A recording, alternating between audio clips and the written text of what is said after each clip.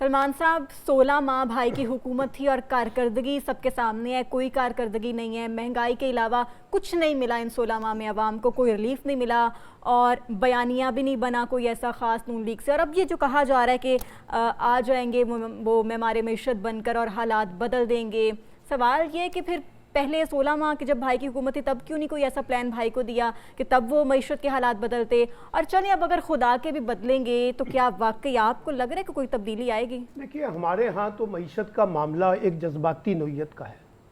ہر حکومت میں ہر حکمران طبقوں نے معیشت پہ سنجیدگی دکھانے کی بجائے جذباتیت اور جذباتی نعرے لگائے ہیں۔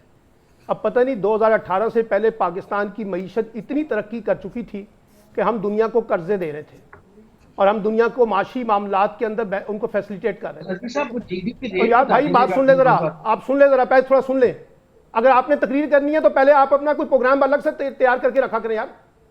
پروگرام چھوڑیں بات تو پھر آپ میری بات کریں نا، میں نے آپ کی بات پوری توجہ سے سنی ہے نا۔ آپ کریں جی، کریں یا آپ نے بات کرنی ہے؟ ان کی آواز آتی نہیں ہے، آپ کریں جی۔ میں تو آپ کی رہنمائی لے رہا ہوں، آپ سے گائیڈنس۔ بھائی میری بات سنیں نا، میری بات سنیں گے تو رہنمائی لیں گے نا، پہلے سے ہی رہنمائی لے لیتے ہیں۔ ہاں جی جی فرمائیں۔ بات یہ ہے معمار معیشت ہے، وہ اگر کسی نے ٹھیک کرنی ہے تو شہباز شریف صاحب کی وہ پریس کانفرنس اٹھا کے دیکھیں، جب یہ پی ڈی ایم کی اور اتحادی جماعتوں کی حکومت بنی تھی 16 ماہ کے لیے، تو وہ پریس کانفرنس ہمارے پاس موجود ہے نا، وہ ذرا نکال کے دیکھیں۔ کہا تھا کہ 6 مہینے کے اندر اندر ہمارے پاس معیشت کو ٹھیک کرنے کا سارا روڈ میپ ہے، پلان ہے۔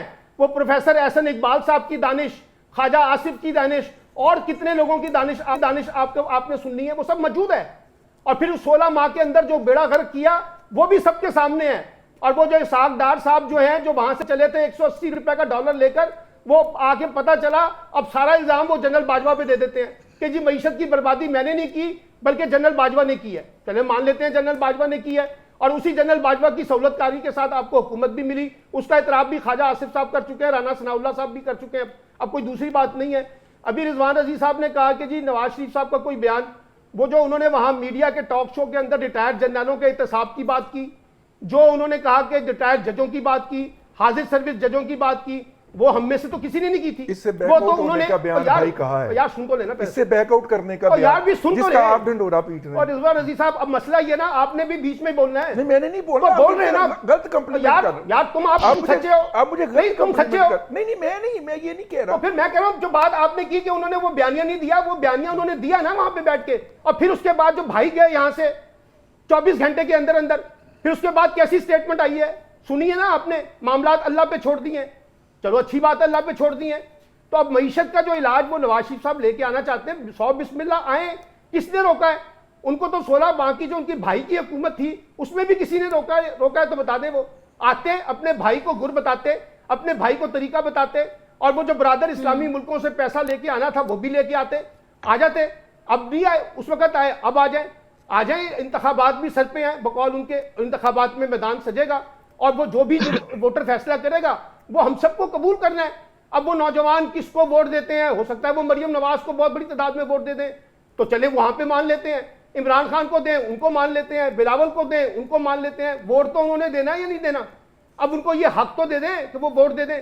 ہم تو یہاں پر دیکھیں نا، پہلے وہ اپنا صوبائی حکومتوں کے انتخابات کے بارے میں چلیں جتنی بھی کلا بازیاں ملائیں، کہا جی انتخابات بر وقت ہوں گے، انتخابات کا ایک ہی وقت ہے قومی انتخابات کا۔